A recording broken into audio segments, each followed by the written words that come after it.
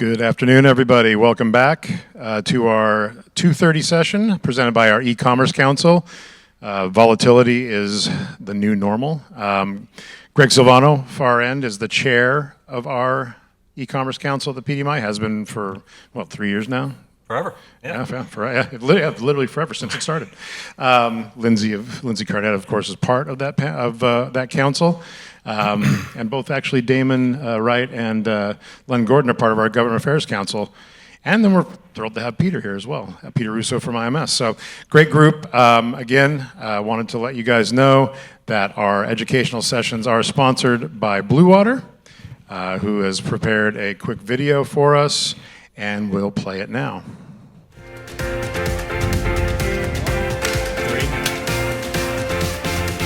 At Tommy John, a lot goes into our underwear before you do. But now I've found my bubbly side with SodaStream. Philips air fryer is the original and the very best.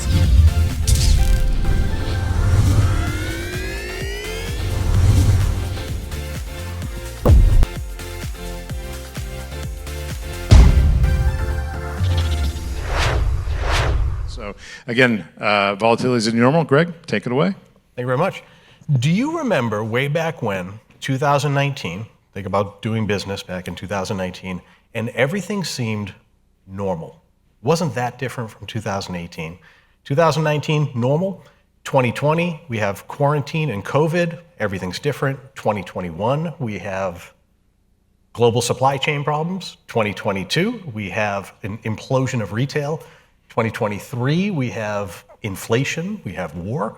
In 2024, we have artificial intelligence, we have more inflation, we have a crazy election cycle, which begs the question, there hasn't been a new normal in 5 years. So what is that new normal? What's it look like? When can we kind of settle in, do business without worrying about what's going to change next? Or is volatility, and that type of volatility, is that the new normal that we need to be prepared for, especially in the direct-to-consumer space? So we're here to talk through that. This is not scripted. There's going to be a lot of just back and forth and maybe lots of ums. But let's go with this. First thing I want to start with is, just by a show of hands, spoiler, should we be prepared for volatility in the future? Is volatility the new normal? I think it is. Yes. There we go. All right, so we're going to start with that. We've bucketed it into three big things, which honestly, I'm kind of surprised with one of them. Artificial intelligence, social media, and regulatory change. So in our conversation last week, we started the question of what are the volatile things, and they all kind of fell into those three buckets. So let's start with one. We'll start with artificial intelligence, which is the one that surprised me the most. Why will artificial intelligence, or why has it, and why will it continue to introduce volatility into the direct-to-consumer space? Damon, maybe start with you? Sure. Well, it already has, and I don't think I'm saying anything particularly insightful when I share that, but right now there are all number of direct response companies that are using AI for customer support, that are of course using AI for ad content creation. There are entire industries that are quickly suffering and people looking for new alternative employment, whether it's copywriters, print models, coders. All these types of positions can be performed quickly with the right prompt into AI. So in that sense, it's allowing businesses to operate more efficiently, perhaps, but it's changing things quite a lot. And from a legal perspective, there's a lot of uncertainty in terms of right of publicity law, copyright law, First Amendment principles, which are taking existing law, which has always been out there, and applying it to a new technology. But we're seeing a lot of areas there where there's some uncertainty. And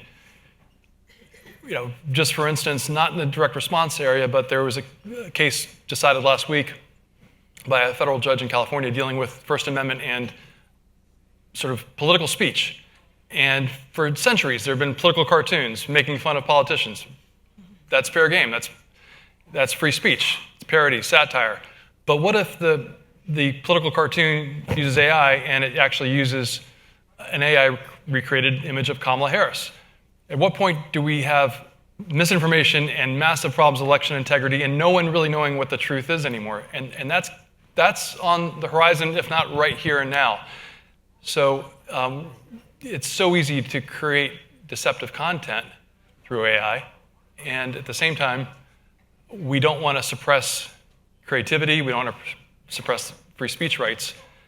But yeah, all of my clients are using AI in their daily businesses now, and we have a lot of clients that are providing tools to help others with AI, and especially in the area of advertising content, it's just totally been transformational. So a little bit deeper in one thing you talked about. So let's say copywriters, obviously, use ChatGPT and it could write a script for you. It could write your marketing copy, create a blog post, things like that. If you follow, and as a business owner, as a D2C campaign, you're trying to get things done. You know, you don't want to wait on that great copywriter that you've used in the past and they're expensive, when you could just go to ChatGPT and get it done very quickly. If you follow that thread down a few months, a few years, those copywriters aren't going to be around. Right. They're not going to be available. Right? So there's a much longer play here when you're talking about volatility for D2C marketers. It's volatile now because we have this incredible new tool that can make us do things, that can allow us to do things much faster and cheaper than ever before. But I remember Tim Cook saying, we make iPhones in China because they are the only people on earth who have the manufacturing capabilities to do it. We can't make them in the US because we don't have the people to do it anymore. We moved our manufacturing. So if you talk about these D2C campaigns and all the roles you talked about, I mean, models, you know, people who are you know, good-looking, good-looking people. Right. You're talking about producers, scriptwriters, right. All of these creative jobs. Yeah. I mean, if you fast forward, graphic design. Yeah, it's not software developers. You talked about right. how many major software companies are laying off software developers. Well, if you have a website, you need technical people. So there's definitely, in terms of volatility looking forward, not only are we using these volatile tools, but the effects of those volatile tools in the not too distant future.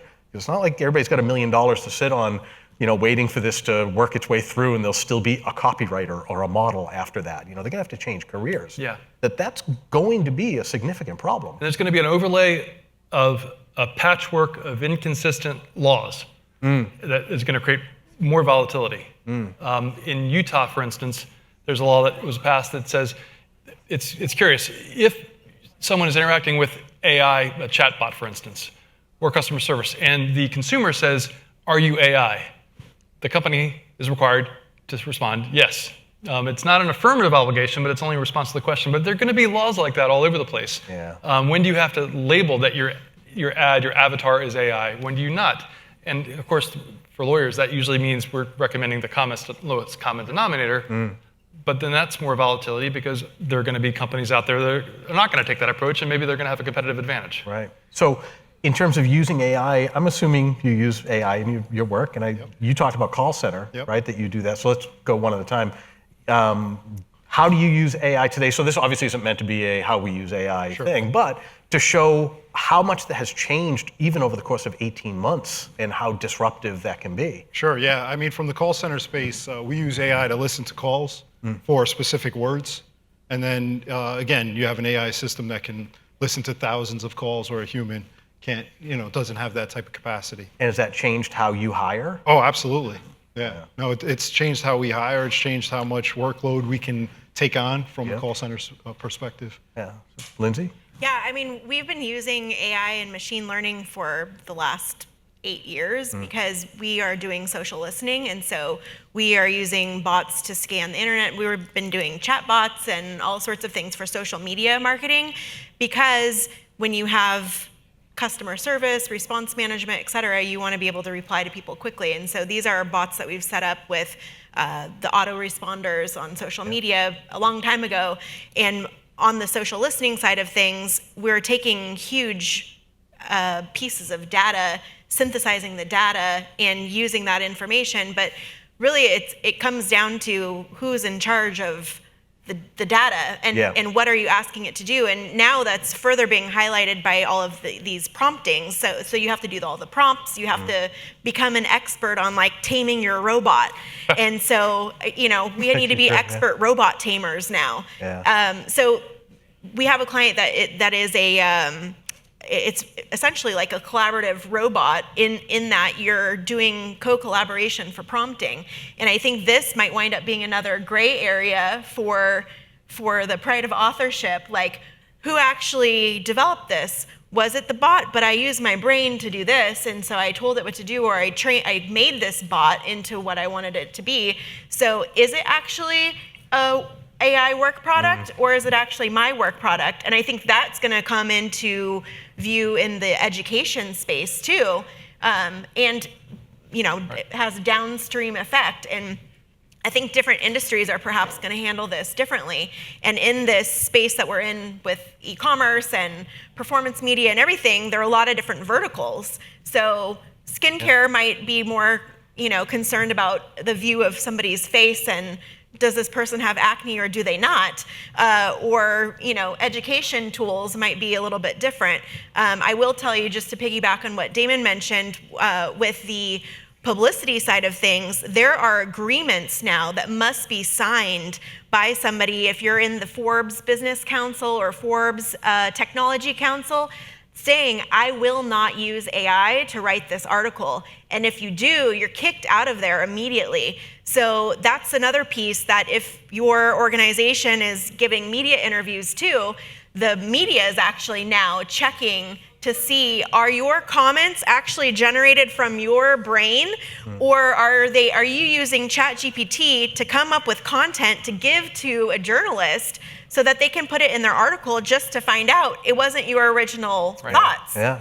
So that's a really big conundrum today. Same with the blog writing too. Yep. People think they're pretty tricky writing blogs using AI. However, if Google penalizes you from an SEO standpoint, what's the purpose of even putting your blog out there? So the volatility side of this, I have a question to you coming right here. The volatility side of that is that there isn't a set playbook now. Correct. That everybody knows that it's like, you made a passing comment, this isn't the question I'm about to pose to you, but you made a passing comment when we talked that TV was known. It was certain, it had answers to things, and we knew how TV worked for 20 years.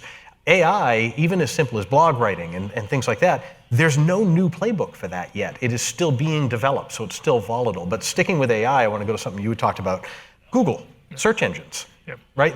It's a fundamental part of a D2C campaign. You need AdWords, right? You need people to find your product, and obviously having Google AdWords is a big part of that digital strategy.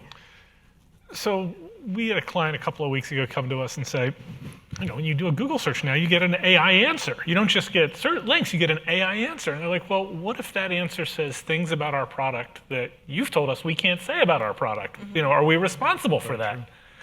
And I was like, damn, that's a really good question. I'm going to make a lot of money on that question. And then, we analogize it to, it's sort of like an unsolicited consumer review, right?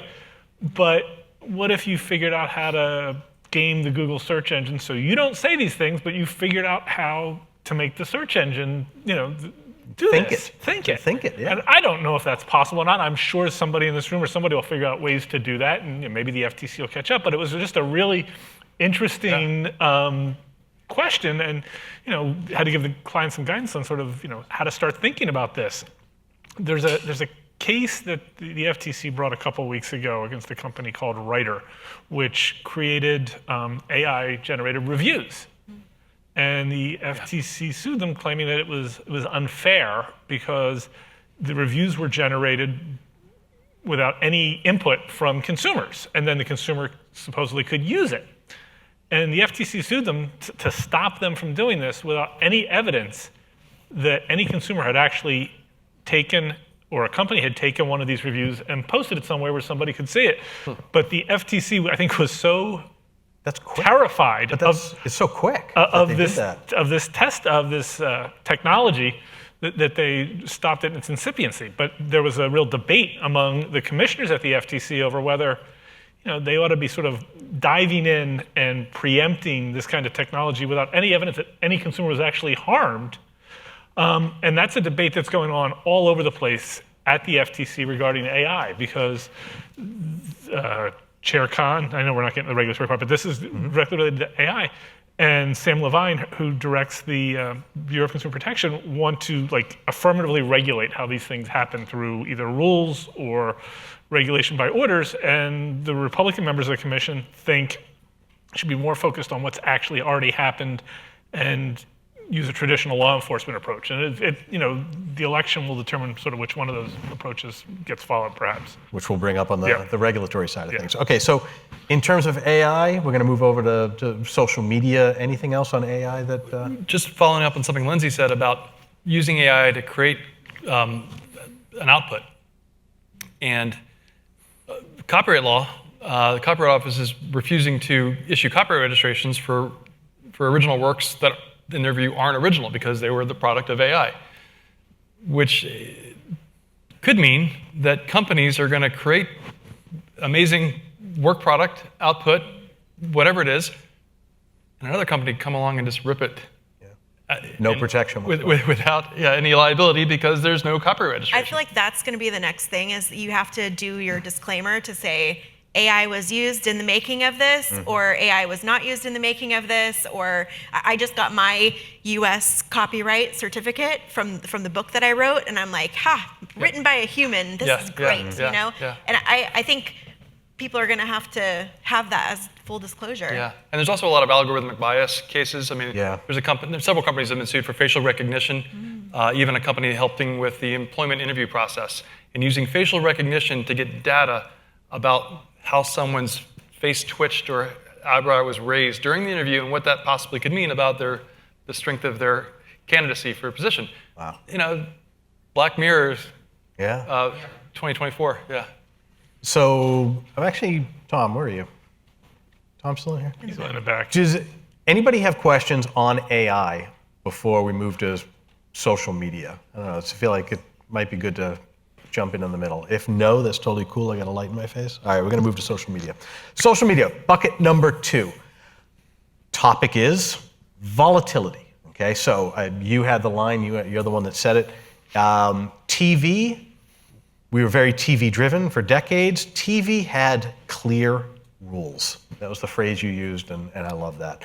TV had very clear rules. You knew year after year what you were doing and what you were getting into, what was allowed and what was not allowed.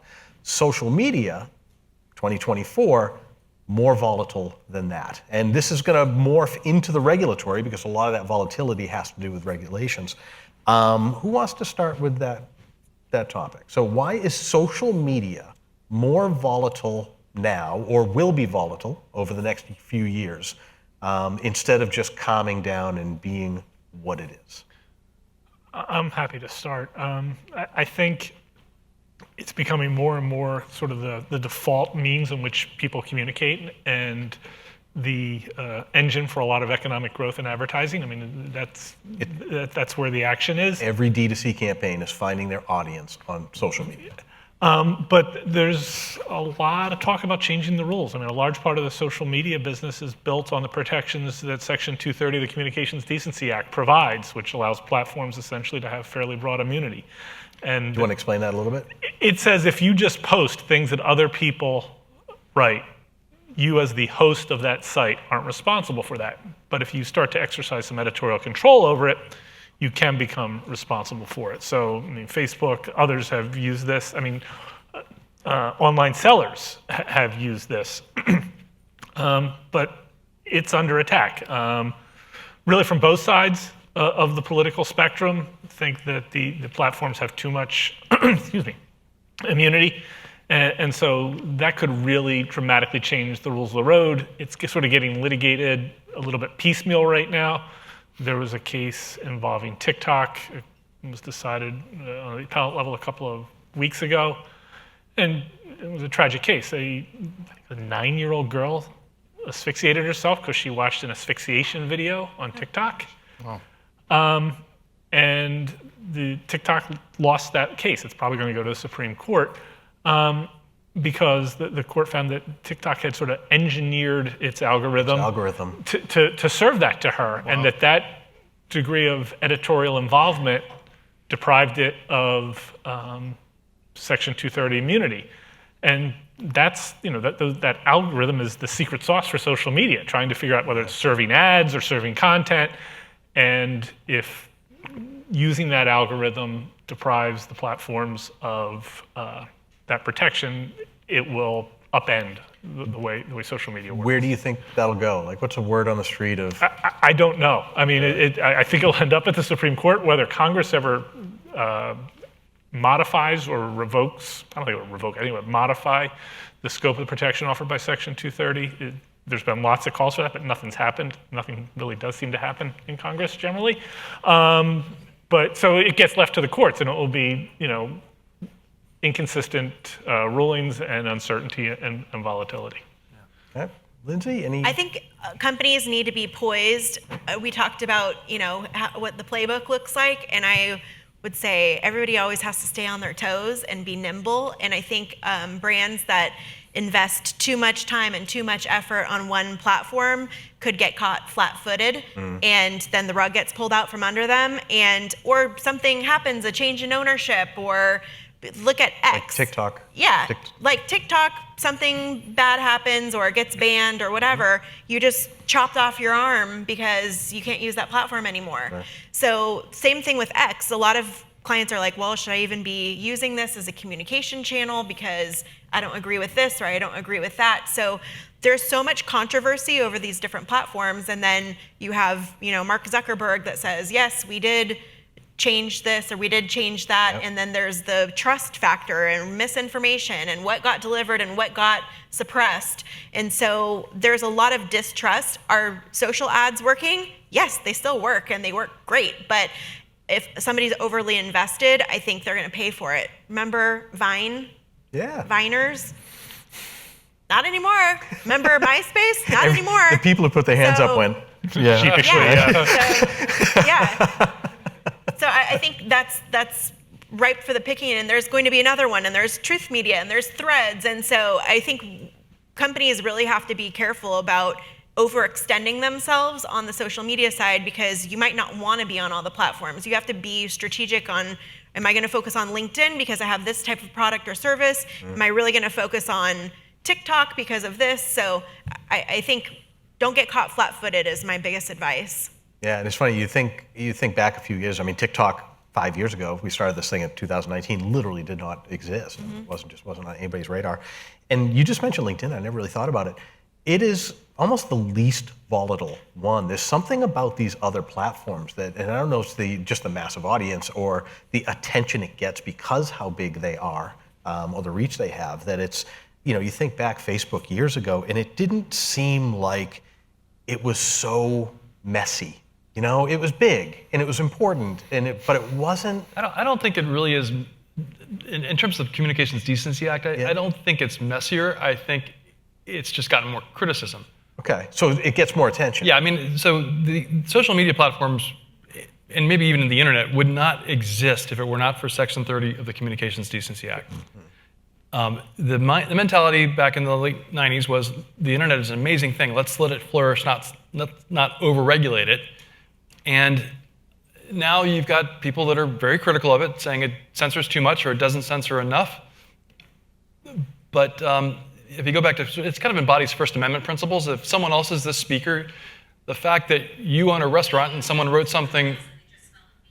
There's AI right there. Yeah. In fact, you own a restaurant and someone wrote something profane on the bathroom wall, doesn't mean the restaurant owner should be liable for that. Or if you have, in any event, I think the criticism is unfair, unwarranted. I mean, sad cases, but the Supreme Court last term dealt with a case where families of terrorism were suing, saying that because, I can't remember if it was YouTube or Facebook, because there was that kind of content in there, that the social media platform should be liable as a result. It's just, I think people need to just take a breath and let them be. But with TikTok, for instance, that's volatility, because obviously there's issues about Chinese ownership. Yeah, that can disappear. Yeah. I think one of the other issues with social media is the amount that children consume it and use it. And I think that's motivating a lot of this. Yeah, a lot of social makes media. it an easy target. A lot of school districts have sued. Yeah, and I mean, TikTok got sued this week by a dozen or more attorneys general over allegations that it's essentially, they've created an addictive product, almost like you would, like the war on cigarettes. I mean, Right. they're using that playbook. So Right. whether you end up with 2 sets of rules, one for children and one for adults, is possible, but there's a case that the Supreme Court's going to hear this term involving pornography. And there the issue is, Texas passed a law that if you want to access certain sites, you've got to provide like a driver's license. You've got to like scan your driver's license to access the site. And if it's not every time, it's at least the first time that you go to that site. And so the trial court held that the statute was unconstitutional. It was sort of violating the privacy rights of adults who wanted to go look at these sites. Fifth Circuit said, no, it's okay. Now it's up to the Supreme Court. Really, I don't know how that one's going to come out. Yeah, and remember the framers of the Constitution, James Madison, Thomas Jefferson, the whole reason we declared independence was to say, government, leave us alone. Yeah. We want freedom. And there's definitely this continuing. I mean, with Facebook, it started with the Cambridge Analytica case, and oh my God, there's so much information out there.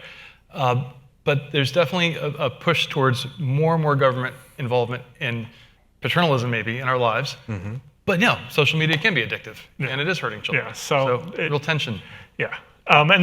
This is, unfortunately, they're more societal issues than legal issues, but they're getting sorted out by the legal system, which is not ideal.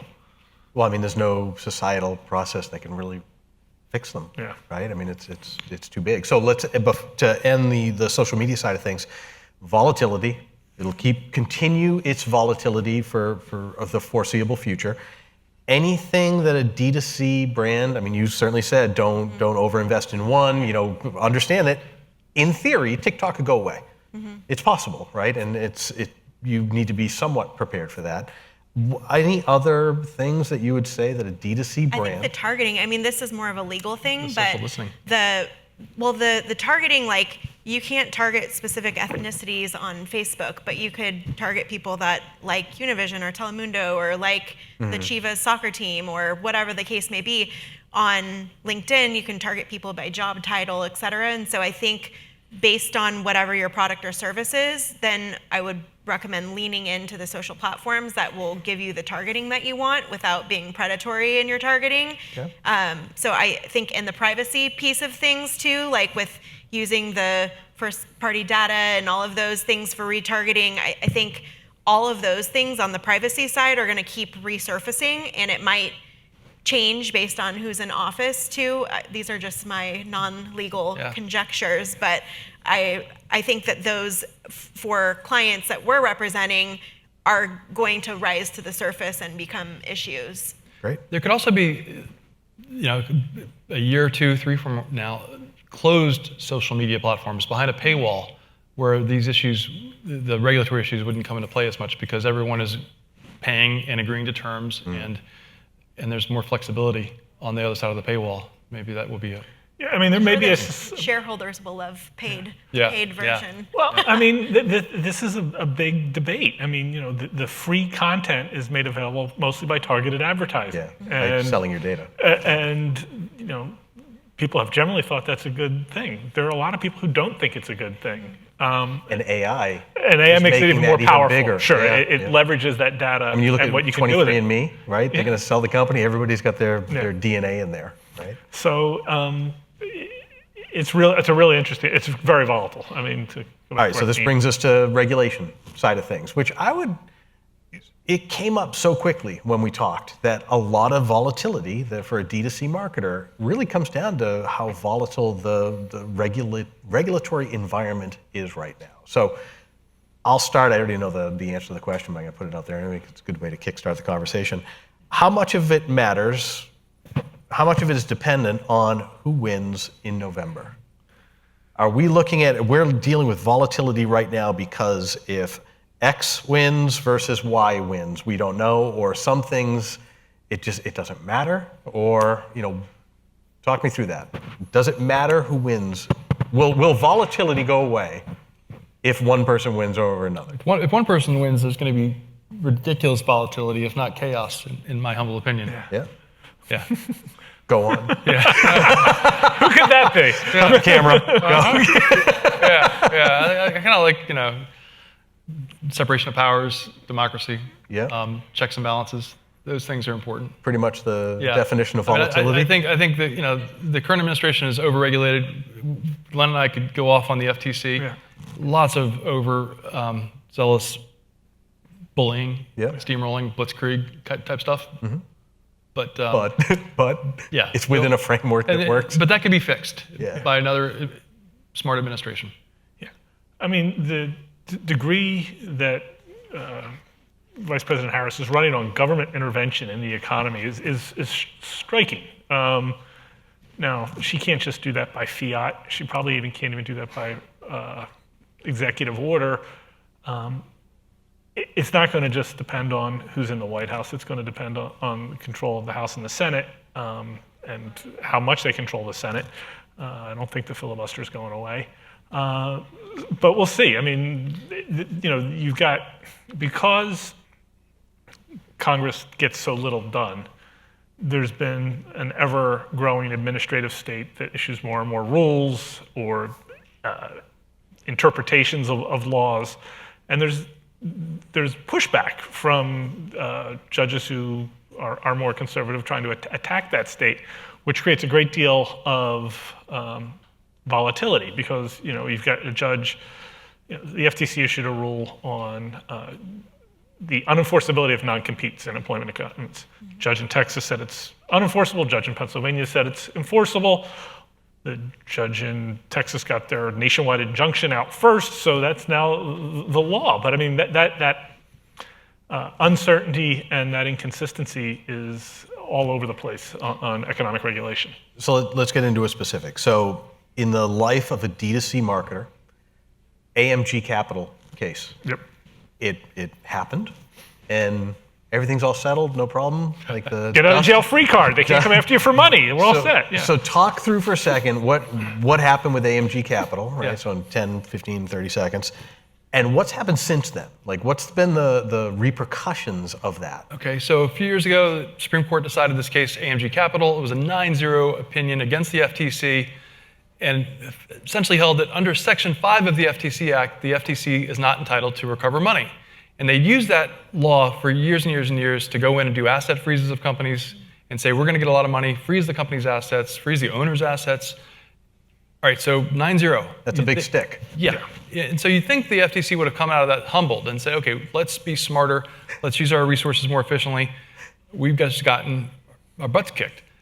They came out of it, though, with a different reaction of, oh yeah, you think you knocked us down? We're coming back 10 times angrier. It's like a video game kind of, now you pissed me off and I'm going to beat the crap out of you.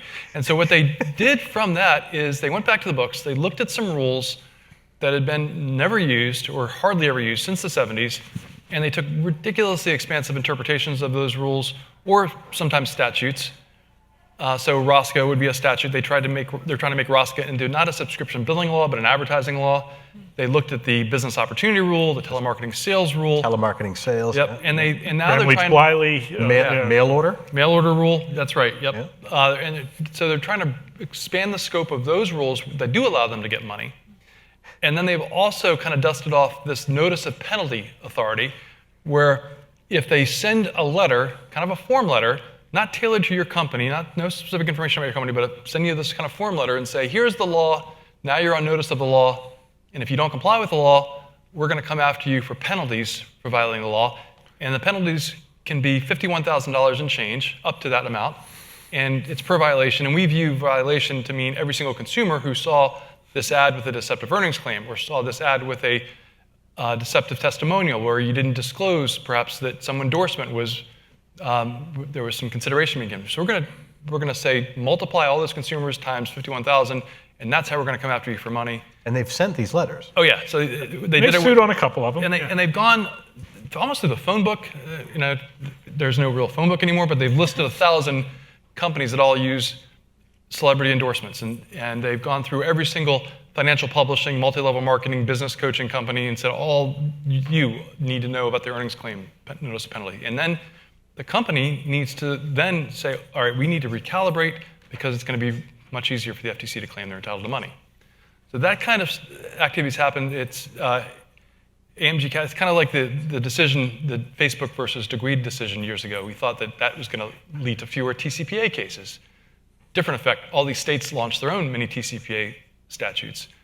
And so we actually have more TCPA cases as a result of a Supreme Court decision in favor of the business. Yeah, I mean, it's really ironic. I mean, the Supreme Court rules 9-0 that the FTC has overextended itself. It has gone beyond its statutory authority. So their reaction to that is to look at some other rules and statutes and try and extend that authority. It's not what you would have expected. And you'll see this a lot with what they'll do is they'll extort settlements. So they'll, based on the $50,000 per violation or the other tools available to them,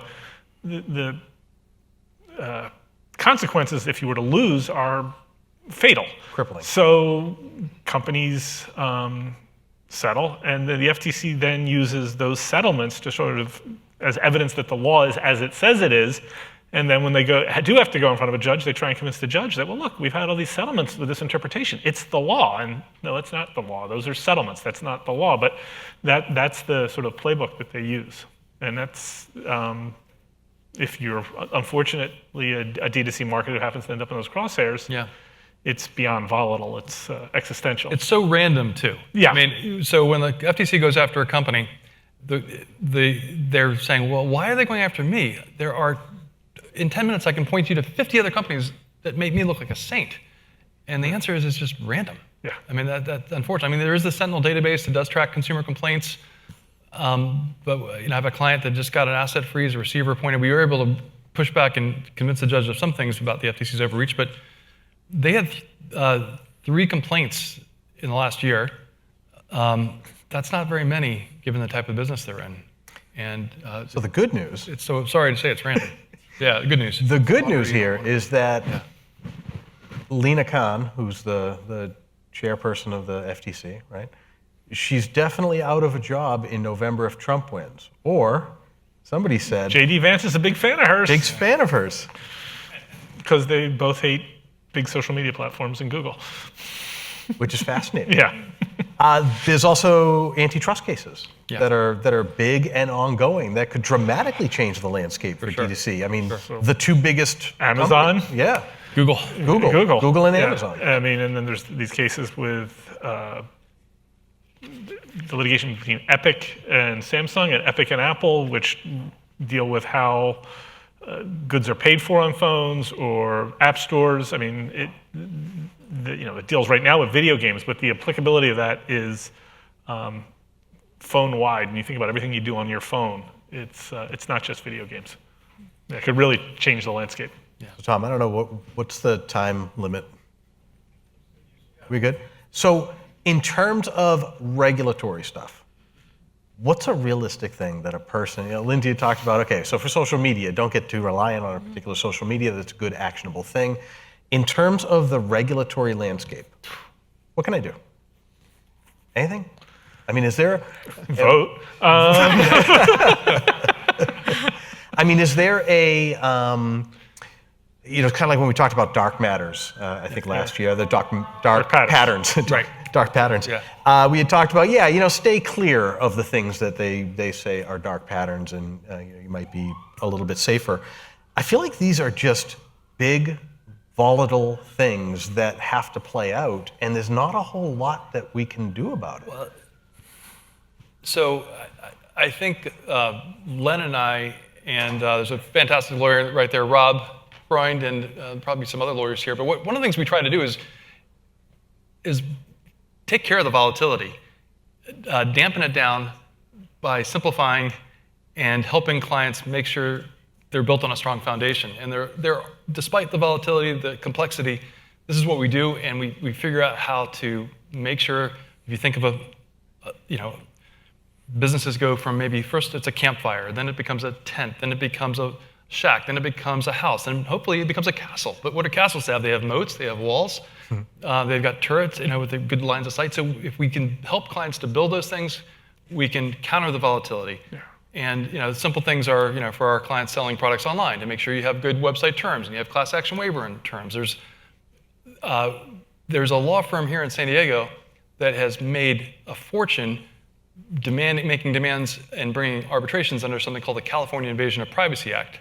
And that has to do, it's a statute that was enacted in the late 60s. It deals with wiretapping. Someone in the California legislature saw a James Bond movie, saw that you could have a microphone inside of a martini olive and said, oh, we got to pass this law dealing with wiretapping. Well, that statute, after the Ninth Circuit, this is how things shift. Ninth Circuit issued a decision that made it harder for these lawyers to bring cases under the Americans with Disabilities Act against web-based businesses. And so all these plaintiffs' lawyers were like, oh, shoot, what are we going to do? We can't go after all these websites and say they're not accessible. So they found a new law, like the FTC. Yep. And then they started bringing these cases under the California Invasion of Privacy Act, saying that if a visitor goes to a website and they're cookied, and that person happens to be a Facebook user, and the cookie makes its way to Facebook, and then there's a pixel and all this, that is an illegal wiretap. Which is such a leap of 100%. Logic, That's right? being kind. However, 100%. However, it works. Yeah. The case, I mean, judges get confused by technology. We have got, I think we got a win for Urban Outfitters, and I think we're maybe soon going to get a win for L'Oreal, but a lot of these are in arbitration, not published opinions, but, and the plaintiffs' lawyers are bringing them in arbitration because they don't want published opinions, because then they could lose their gravy train. And they also will settle for about the cost of defense, Bingo. Which also keeps things flowing. But to the point about volatility and what can be done, a cookie banner on your site. Okay. They're all over the place. And nothing new about the cookie banner. They're annoying. A standard cookie banner. Yeah, cookie banner. I mean, it's the law doesn't say you must have a cookie banner. You know, Doesn't Europe, but yeah. Yeah, right. But you know, how do we counter the volatility? Just a good lawyer who understands the industry can counter the volatility with simple solutions like that. The other thing I would say is listen to your customer feedback. I mean, the plaintiff's class action bar, they're looking for gotchas and pixels firing and things like that. But for the most part, the DAs, the FTC, the CFPB, the state AGs, they are focused on consumer harm. And so pay attention to what's happening in your call centers when people are calling in or chatting. If they're saying, I didn't know I signed up for this a lot, you might want to think about whether your enrollment process is adequately doing it. If you're getting lots of comments that this thing doesn't work, or you need to pay attention to that. Responding to what's coming into your call center, your consumer response center, and mining that data and your chargebacks is really important, because if you get a CID from the FTC, they're going to ask you for your consumer response notes. They're going to look at your chargeback history. So if you know it's in there and you adjust based on that, that goes a long way in sort of building the walls and the moats that Damon was talking about against regulatory action. Good news is you can use AI. Yeah, exactly. It's very true. It reduces the cost. It passed the bar. That's a great, but no, it helps a lot. Full circle. Yeah. That was great. Yeah, with the sentiment, I mean, you can do a sentiment analysis and see where am I getting my negative sentiment from, and once you break that down, then you can see, okay, it came from this channel, this came from reviews, this came from forums. What are the conversations on forums? A lot of brands are just so myopic in terms of, okay, this is my social media, this is what people are saying, these are my call center calls, and this is what I'm focused on, and they are missing all of these other conversations that are totally visible to somebody who's looking for it, aka the FTC. So if you have awareness on where these conversations are happening and what people are actually saying, and is there any validity to it, and to dive in a little bit deeper, you can get a 30,000-foot view without having to listen to every single call. Right. You could probably speak to that from the call center. Absolutely. Well, Sorry. Yeah, no, I think definitely using the AI to search thousands and thousands of calls, I mean, it happens in an instant. And you'd have to have a full room of people listening to calls, and you still wouldn't suffice, So a question for you. When you, in the work that you've done over the past year or so, AI call center, things like that, have you looped in legal in that stuff? Oh, absolutely. Is that just company culture? You would have done that 10 years ago as well? Or no, I think it's more heightened now. Okay, because that's where I'm going. I'm going to ask the lawyers if it is, but I want to get from you two. Absolutely. Do you think it is more important to get legal input earlier in the process than you normally would have? Absolutely. I mean, I consult legal for everything. Do you really? Literally.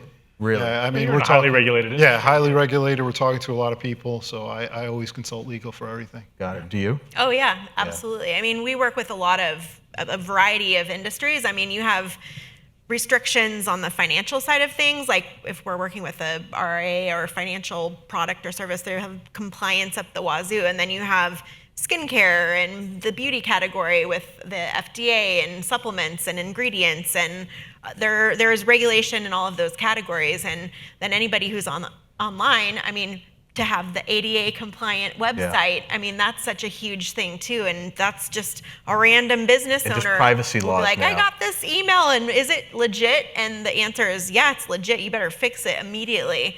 So this is a huge need on anybody who has a website. So you don't just have to be a huge product marketer in the D2C space. So I'm going to ask the lawyers the same question. So consider the source. This is. Do you think have things become even more litigious, or has the regulatory environment become even more volatile in the past whatever years, 5 years, 3 years, year, than it 10 years ago, 15 years ago? Is this just new stuff and it's all kind of the same stuff, just a new rehash because that's how it works? Or are you seeing more problems than you would have seen 10 years ago? So that's question number one. Question number two is to ask, would you recommend people actually get legal input earlier than maybe they would have considered? I'll answer the second one first. Yeah. Yes. Yeah. I mean, That was the consider the source thing. But it's sort of like, a penny saved. I mean, it's a lot easier for Damon or I to fix things before you're in the middle of an investigation or litigation than once you're dealing with a CID or a lawsuit. And, we'll give you a range of options, and ultimately it's going to come down to your risk tolerance. There are things that are clearly fine, and there are things that are clearly not fine, and then there's a bunch of stuff in the middle, and you can at least make decisions about where you want to draw your risk tolerance. Regarding, I think there is more now. I mean, the amount of consumer class action litigation in California is mind-boggling. I mean, it's on auto renewal, on the pixels, it's endless. And the California legislature is very friendly to the plaintiff's class action bar. One statute after another, and enabling these private rights of action. And that stuff is tough because a lot of it really is gotcha stuff, and it's very challenging to deal with. Damon, anything to add? Yeah, I mean, on that second question, should you bring a good lawyer in early? Of course, the answer is yes. Okay. And Shocking. we make a lot more money from not saying yes at the beginning. who come to us after the fact. That's funny, yeah. Because litigation, FTC investigation, that's fair. That's a lot. Those are a lot of billable hours. That's fair. Let's look at your VSL. Let's go start with a 10-to-1 scale. 10 is a perfect 10 in the eyes of the FTC, as if they were, I used to say gymnastics judges, but that got all screwed up. Diving judges. 10 is a perfect 10. 1 is you can go to prison. Let's look at it. All right, right now you're a 5.5. We recommend you be at least a 7. But wherever you want to be, you tell us, and we'll wordsmith it to hit that mark. And that clients that follow that advice, they're making decisions fully informed, and knock on wood, there's never going to be any litigation, and they saved a lot of money. So yeah, the answer to that is yes. On the first question, the consumer class actions that are based on people going to a website and buying something, if people have gotten the word, merchants, advertisers have gotten the word, those class actions should really have dwindled, because the Supreme Court has said the Federal Arbitration Act is enforceable, and what we can do is have a click wrap. Our clients, we advise clients, we have a click wrap on the checkout page, and the website terms have a class action waiver. So those kinds of cases, I think, may have dwindled. Doesn't protect you, though, of course, if you're selling brick and mortar or if you're selling on Amazon, because no one's agreeing to your website terms. The other types of cases, though, are certainly still prevalent, if not more. The 17529 email marketing cases, the TCPA cases, the California Invasion of Privacy Act cases. So that kind of litigation is still booming, unfortunately. And the way to avoid those is to talk with a lawyer and make sure that the sender information for the email is traceable. It's not some made-up DBA in the footer of the email. Doesn't have some PO box or co-working. It's an actual address for a business. So there's things like that that can help reduce the volatility. But on the regulatory side, with the FTC, with state legislatures getting more active, yeah, more volatility because, again, it's a conflicting patchwork. You have that with state privacy laws. There is no real federal privacy law to speak of. I was going to go there. Yeah. So I mean, it's an area where, fortunately, and I think true with you too, Len, there's no lawyer who can dabble in privacy law. You've got to completely consume it to be able to give the best advice. It's that complicated. And I've got colleagues who've done that. There's like 20 different states now. Yeah. And you try and and you're dealing with rapidly changing laws, but also rapidly changing technology. So the lawyer to help on that needs to understand both in a very deep way. And there's not consensus. I mean, among the FTC, there's tremendous divide on this. The Democrats call it surveillance advertising because you're surveilling, like behind like a corner, following people around and where they go on the internet. And the Republicans call it interest-based advertising, and it's what pays for the free internet. But that divergence in views makes it hard to figure out what's going to happen next. Yeah. That's one of the reasons we haven't went over privacy legislation yet. Actually, the biggest reason we don't have privacy legislation, one of the biggest reasons is whether that statute would could be enforced by plaintiff class action lawyers. That's one of the areas where it really breaks down on the Hill. Yeah, I think one of the things that you said contributions. That was interesting is actually finding the right attorney to partner with that understands technology and the law. Right. I've struggled with that before, where we're trying to do things that are a little bit on edge, and some of the attorneys don't really get it. And it can be a real challenge. Yeah. Because we want to do things that are forward thinking. Right. But they have to understand the technology. Totally. I mean, when interviewing a candidate, I'm talking about these things as much as the law to get their sense of their. Absolutely. Yeah. Tom, I think we hit the limit here. Questions? There has to be at least one. There has to be I will one. pick one of you. Hey, Rob, you got to ask a question. No, over. Yeah. All right, we'll go back. He saved you. Yeah.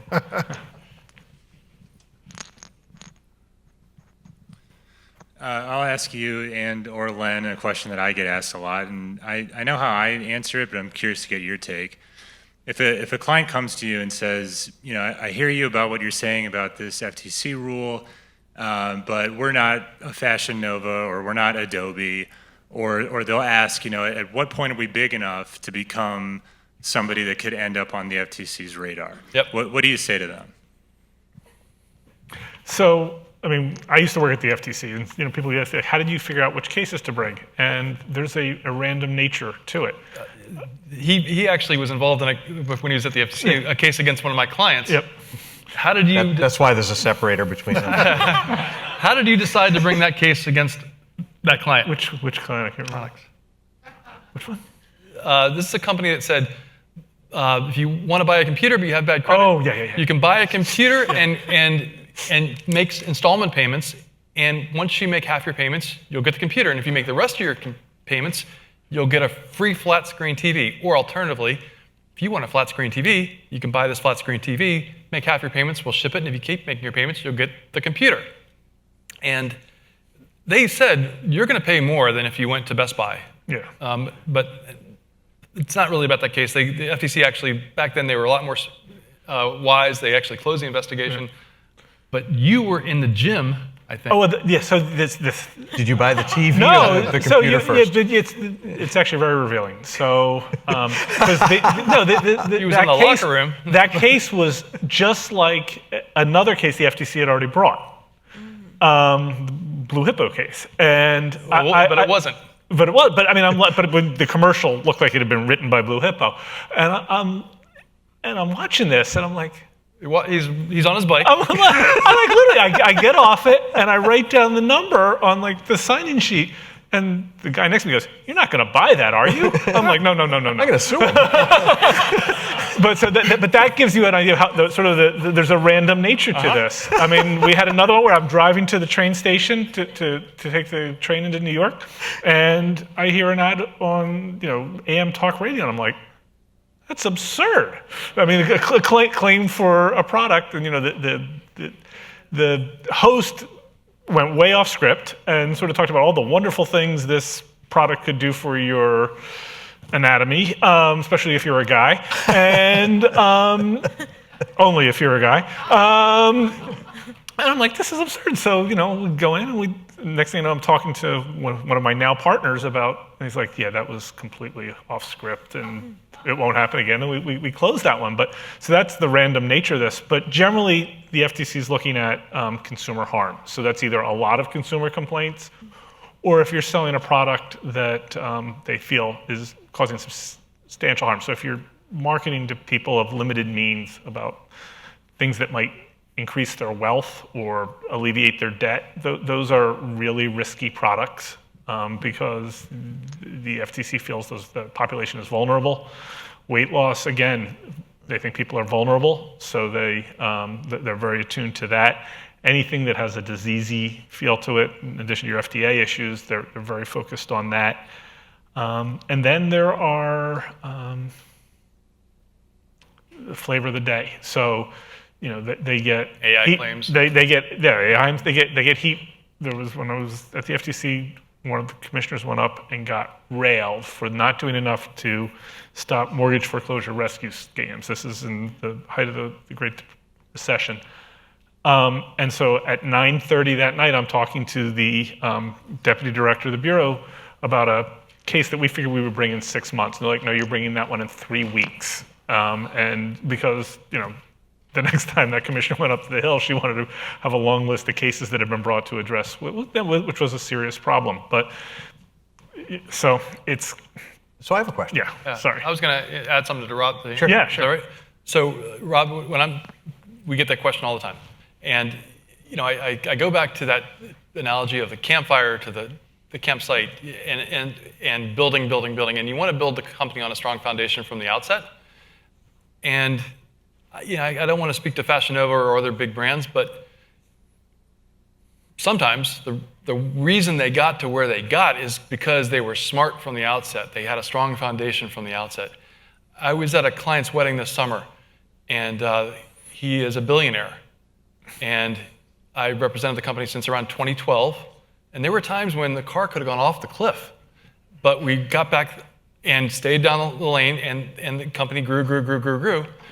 And I was talking with someone else at the wedding who had a small company, and I've been trying to get them to do certain things, and he was always like, yeah, I hear you. I'll look at that, but we really want to make money. And it finally dawned on me, I'm like, all right, do you see this wedding we're at right now? This is like an $8 million, $10 million wedding. Our friend would not be able to have this wedding if he hadn't taken the advice I gave him 12 years ago. He'd be fighting off lawsuits. Yes. Yeah. And I was like, boom. He's like, oh, I get it. He wants to be that guy, but he thinks he needs to go down a different path. No. And so, I'm sure you have clients in the same situation. You can say, they took my advice, and look how successful they are. You don't want to get too personal about other clients, but use those examples. The other thing you see is guys who get investigated or sued by the FTC, and they're like, I was only going to do this for 3 more months. Yeah. I mean, it's amazing, and it's okay, sure. Yeah. How long have you been saying that? It's like I'm going to go on a diet next week. Yeah. So I have a quick follow-up, actually, based on his. When I saw those form letters go out, and I looked at the list, it made the news, the list of companies, and it was, it's Amazon and just massive companies. I think it was the fake review letter that went out about reviews and testimonials. And my first thought was, those companies have more lawyers than God. They'll take care of this problem before it gets down to the little guys. Is that naive? Or is there some truth to that? I mean, they're going after such big companies it's such a fundamental part of their business, like just say reviews and testimonials. It's almost, I just feel like the small guys are safe because it's in the crosshairs are the big guys. I know with their earnings claim notice of penalty, they went through some consumer gripe sites, and they came up with a list of about 1,000 companies, some of which had 1 or 2 complaints from like 2018, 2019 on a consumer. It could be a ripoff report or consumer. And we knew that they used those sites to come up with the list, because in the reviews, the negative reviews on those sites, they butchered the company's name in the same And that way was the the list? SEC did in the list of companies. Oops. Yeah. That's hysterical. Yeah. So, and some of them are small. Right. And on the endorsement testimonial ones, you're right. They really kind of stuck with name brands, Fortune 500 publicly traded companies. So are the small guys kind of protected by the big guns? No. No. I mean, because the problem is you may have lots of things that they come knocking about, right?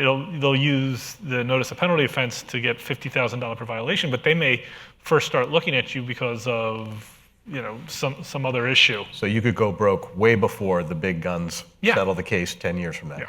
Yeah. Got it. Okay. Anyone else? I have a question, and I don't know if anyone here can answer it, but we're talking about AI, and we're talking about all the different changes it's bringing. Saw a story last week about a guy who's decided that he's an AI creator, and he's trying to copyright essentially his AI requests. His prompts. Yeah. And is that something, I mean, obviously, it's going to be litigated. Does this guy have a chance? No, I don't think so. So copyright law protects original works. It doesn't protect stock phrases, 1 + 1 + 1, or a stick figure. It's got to be a modicum of creativity in original work. So, for instance, with a lot of clients, we'll apply for copyright registration for their product label. It's another way, in addition to trademark, to go after a counterfeiter. But the Copyright Office will reject it if it doesn't have some really original artwork in there. You can't copyright the supplement facts panel, right? Or a checkout page. You're always going to have credit card field names. So I think that would be the issue, and it wouldn't be sufficiently original to qualify for copyright protection. That came to your point, Lindsey, about getting your copyright for the thing you Yeah. wrote, Yeah. like human writing. Yeah. As someone who is a human writer. Right. That's important. So, well, thank you for the. How about a round of applause for Oh, this wait, group? question. One more question. One more. As an advertiser, is it worth it for us to fight these little, lawsuits, potential lawsuits that come up, or should we just settle? Yeah, I do. Well, our communication right now would not be privileged. But look, it's a tough situation. I mean, you could be fighting the good fight, but it might not make the best business sense. Yeah. And so, you could also fight the good fight and feel like you're doing the world a service. And when the American Red Cross comes by, say, no, thank you, I'm already contributing. But every business is different. It just depends on a lot of different factors, and we can talk. I mean, I think a lot of it comes down to if you think you can really buy peace with that settlement. I mean, or they or their neighbor going to come at you 6 weeks. Yeah, that's right. So a lot of times people will say, well, can we settle with this plaintiff's lawyer and have the plaintiff's lawyer agree that they're not going to ever sue us again, because they're just representing one person in this case. And from an ethics perspective, the answer is no. State ethics rules say a lawyer cannot be bought off like that. A lawyer always has to be able to represent someone that comes into their office, calls them, whatever. On the other hand, with a lot of the plaintiff's lawyers, they know that they're not, to be able to get the settlement, they have to have, I hate this phrase, but gentleman's agreement that they aren't going to come back and bring another case anytime soon. And it's going to kind of hurt their negotiation, their reputation, and so they will informally tell you that they're not going to do it. And then, of course, you could have things in the settlement agreement like a confidentiality provision, a representation that neither the lawyer nor their client are aware of any cases or represent anyone right now or going to help anyone. At least the client is not going to assist, the lawyer's client's not going to assist anyone with bringing a similar case. So the things you can do to protect that, but that's buying peace is a big part of it. And I mean, there's some lawyers are going to come back. There's some that aren't. So you're more likely to settle with one than the other. Volatility. Right, again, how about a round of applause for our group? Thank you all.